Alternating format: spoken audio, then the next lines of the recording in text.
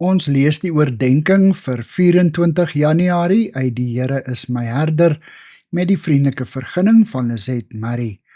Die opskrif by vanoggend se gedeelte is Mikal. Die teksvers kom uit 2 Samuel 6 vers 21 en 22.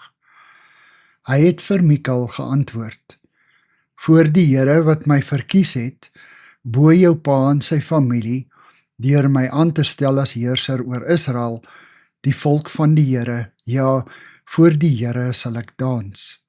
Ek sal myself nog geringer ag as dit en nederig wees in my eie oë, deur my by die slavinne van wie jy praat, waardig te gaan gedra.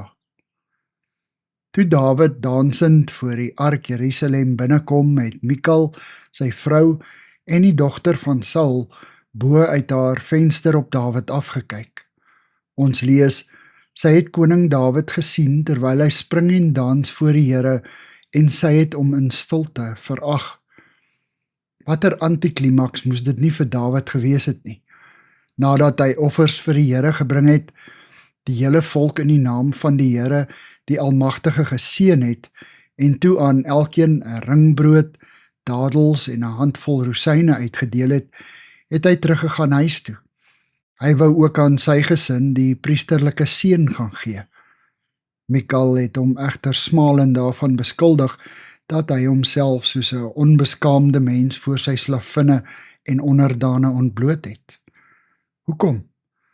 Hy was tog volgens die Here se voorskrifte aan die priesters geklee. Dit was eerder 'n diep gewortelde jaloesie, moontlike onbewustelike begeerte om dieselfde spontane verhouding as Dawid met die Here te hê. Dawid se reaksie was die van iemand wat die Here opreg dien en liefhet. Vir hierdie Here sal hy homself verneder en self spot verduur. Dawid is werklik 'n man na God se hart. Here, ek wil U ook dien en eer, sonder om mense se smaad te vrees. Amen. Dankie vir die saamkuier.